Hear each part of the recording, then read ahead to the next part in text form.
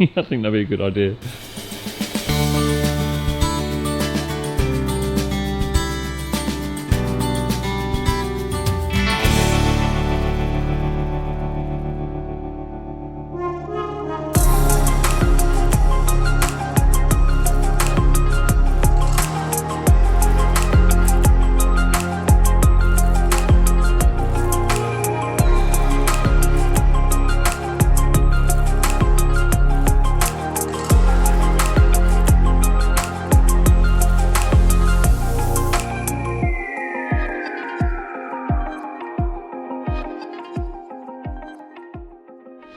It's a 1953 MV Agusta Pullman 125cc, 2-stroke, split port single.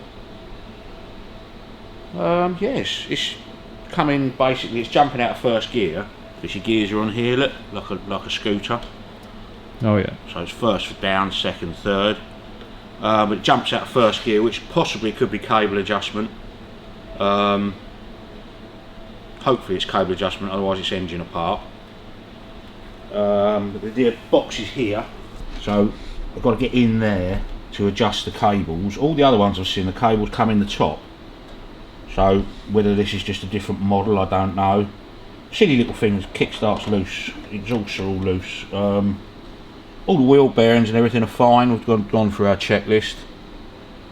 No electrics works, got no lights, no horn. Brake light switch isn't even wired up. The carb was leaking, I did all that yesterday. Right, so basically what I want to do is whip these side covers off so I can get into this casing, which is where your magneto is. Let's call it a stator plate, they call it. Just to check the points gap, make sure the timing's right. Probably going to have to take the back mud guard off to get into the gear change box because I don't want to scratch any of this. What were you saying about the exhaust with timing? No, it's getting it to run right. You'll never tune a 2-stroke properly with everything loose like that. Why? It's leaking gases here, it's leaking gases at the barrel, and a 2-stroke, the whole purpose of the exhaust being that shape is wide to narrow. That's obviously forcing the exhaust gases out of that smaller hole, but as it does that, it sends a pulse wave back up the exhaust pipe into the cylinder barrel to clear out unwanted gases. That's you can run them. I mean, some of the old racing sidecars put the engines in and just put straight megaphones straight out, and the air pressure going into them caused the back wave. But they're so finicky, you'll never. They work and they go like a bat out of hell, but only for about 3,000 revs or 1,500 revs probably out the whole rev range, which isn't what a little run around is about, you know.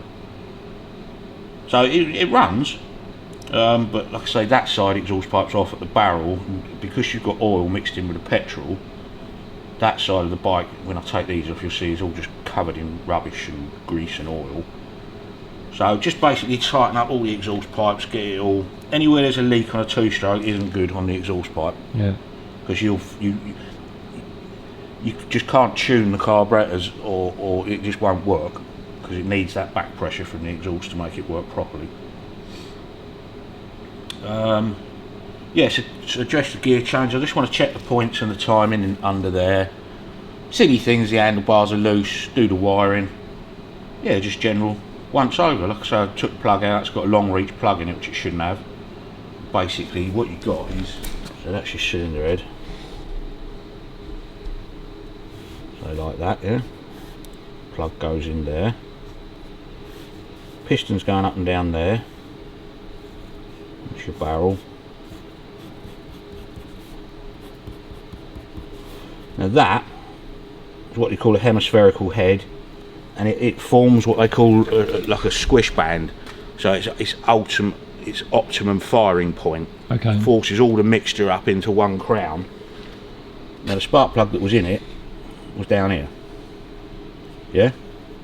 So it's not firing at where it should fire. The proper spark plug should only go in that far. Yeah. So that was down there, and you're losing the purpose of having that shaped cylinder head when the spark is occurring down there instead of up there. Yeah. So putting the right plug in made it a lot better. So it hasn't been started this morning, so let's see if it'll go. Fuel on.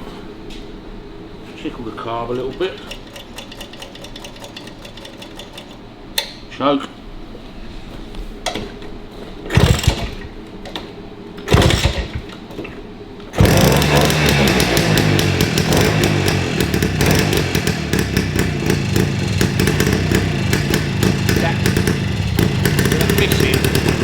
Hear that missing? Yeah. Should be constant bang, bang, bang, bang, bang, bang. It's all over the place there. Which is basically why I want to check the points. And the ignition.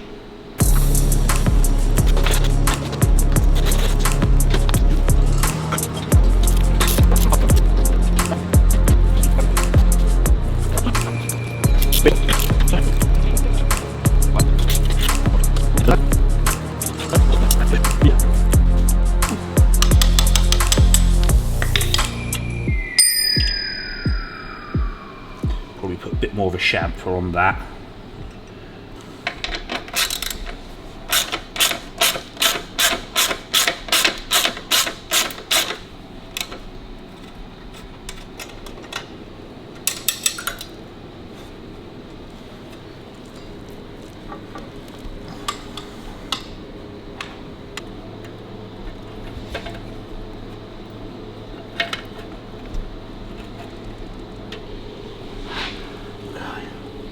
Funny little things, aren't they?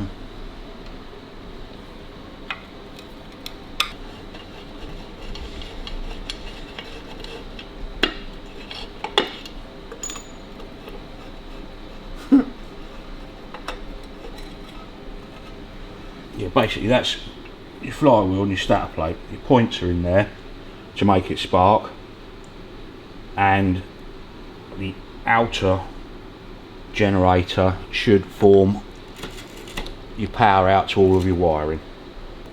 Could do with a good clean down. You see, well, that's only where those exhausts have been leaking.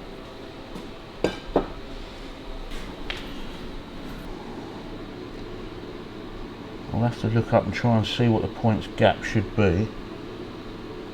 So that should be, you see that mark there and that mark there, yeah, that and that should be when your points are just about to open, which is, I would say the timing's correct then. Okay. It's just a matter of checking the points gap.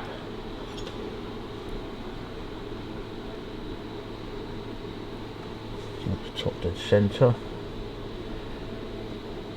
And then again, it's a bit of guesswork what the points gap should be. It'll be 12 thou or like 25 thou, I'm not sure. So we'll go online a bit later and have a look, but we can get to all that now, which is fine. I have to take the side covers off to do the exhaust pipes, so I'll get this rear mudguard off now and we'll have a look in the gear change mechanism. We don't want to make it so it's not running at the moment, yeah, so we can check that gear change, you know.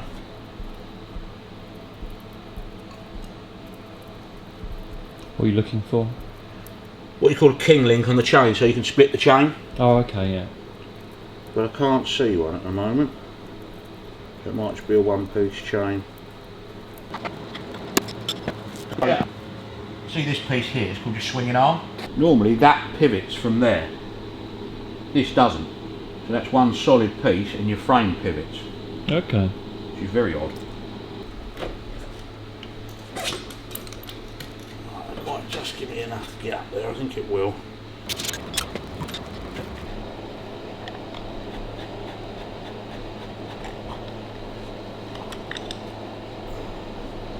Well, they're your gear change cables, yeah? So you'd imagine that pulls down and that gives you first gear in there. Now that's, maybe that spring isn't strong enough to hold it in gear.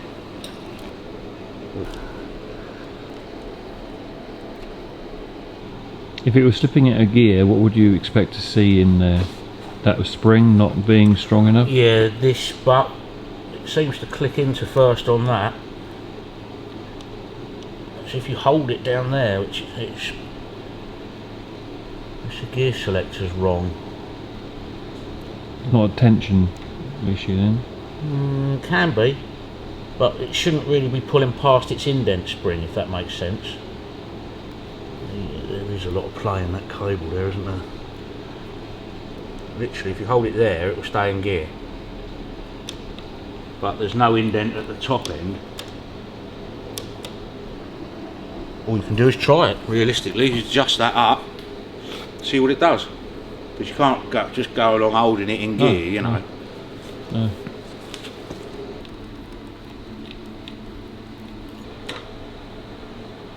And then again, if the cables are letting it jump, that might do it. So let's tighten it all up a bit.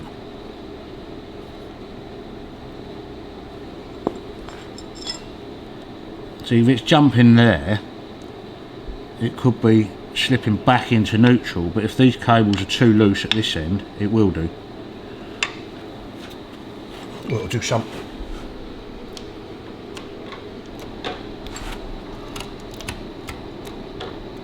So that's well, it's taken a lot of slack out of it, so it feels a lot tighter. Yeah, it's a lot more positive gear change there. So we'll try it. If it does that, yes, you can adjust the cables up, but it won't ever work properly because you haven't got an indent up here. If you had an indent there, and that physically locked into place, then you could adjust that up so it's pulling it just that little bit past, but it still isn't mending whatever's wrong in there, if it is that. So let's put it all together and try it.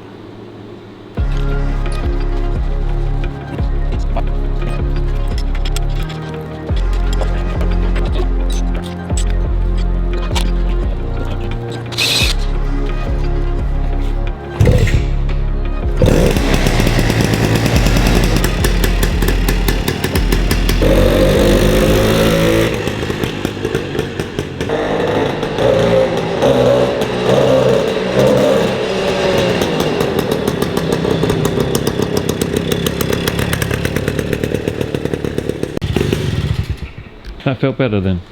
Yeah, I mean, by on and off on a throttle, if it's going to jump out of gear, it will jump out of gear, but that didn't then. So hopefully, I'll get that engine running right, because it's bogging down, so I can get some revs in it. I would say that's just cable adjustment then, which is a good thing. Definitely.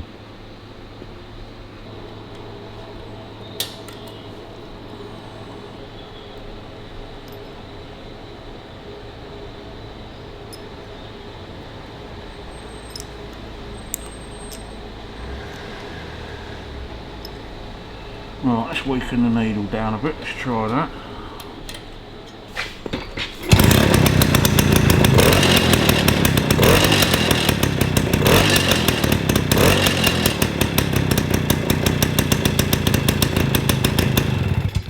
I think we better do that. That sounded crisper then, but look, like I say, when that's like that, you'll never ever tune a carburetor on one. No. It's an absolute waste of time. Is that something that will work itself loose? Yeah, they are quite rattly little things, but it shouldn't do, no. Alright. Okay. There's probably no gasket in it. Should have a copper O-ring sealing gasket. So let's whip an exhaust off and have a look and see what's going on.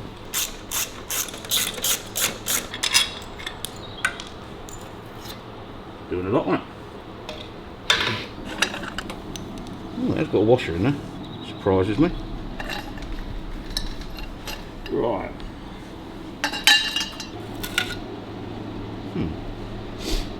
Yeah, they're not really doing a lot. Right, okay. I'll give that a clean up now.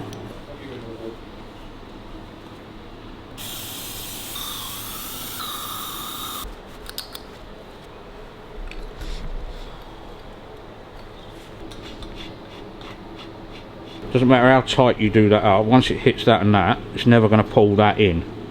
Yeah? So you're better off at the moment. I'll just put some Jubilee clips on it just to make sure it is tightening up, and then we can set our angle of the exhaust up, yeah? Basically I need to get some new exhaust clamps that are smaller than these. They're very good clamps these, but they're just too big.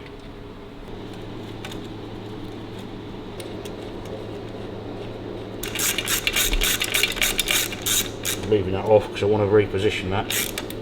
That's your brake light switch. Obviously the cable pulls that way, That was on that way and that pulls that way, so it's never going to work. So I'll get it down underneath the footboard somewhere. Socket on that in a minute.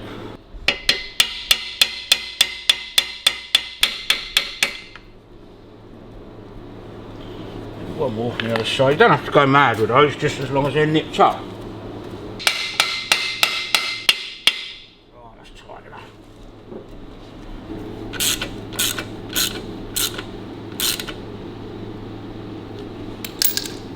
Bit different. Yeah.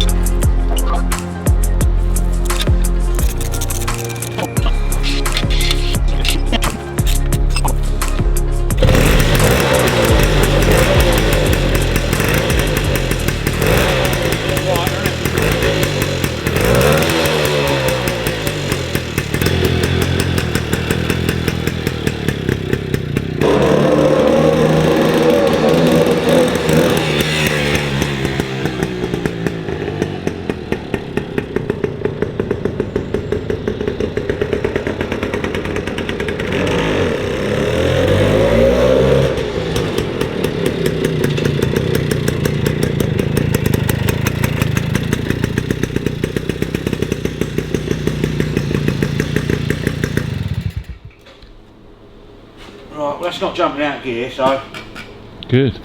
getting a bit better on the revs, so now it's just a matter of looking up what the points gap should be and faffing around with a carburetor.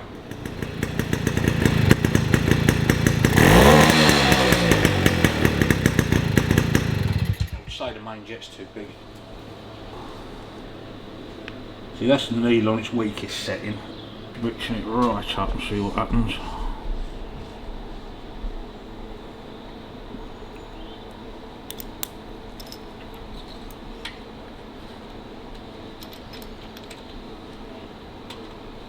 You just got to play around with these things. Normally you set your needle in your middle setting, but they're till you get it somewhere near, you can, like with that on its lowest setting, you can't really set anything with a mixture screw, so you know you're one way out, it's completely wrong, be it too weak or too rich.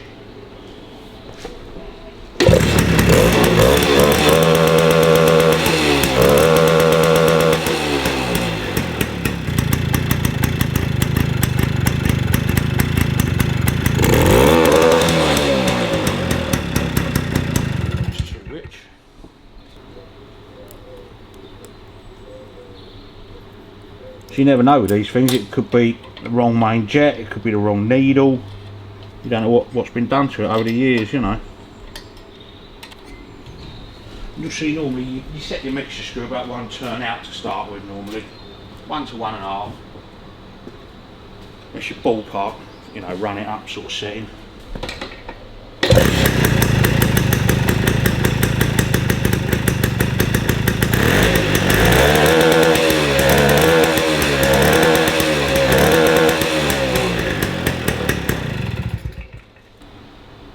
Your normal setting is the middle.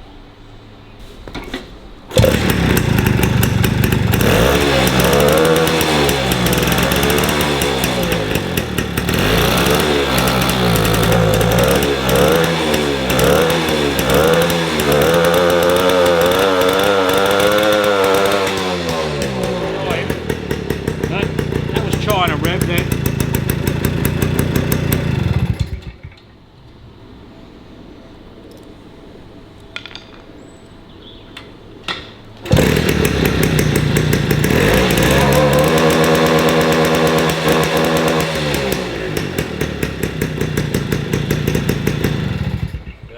Better one up. So that basically is in the middle slot. See, also as well, I don't know what fuel ratio mixture he's put in it. That can make a world of difference.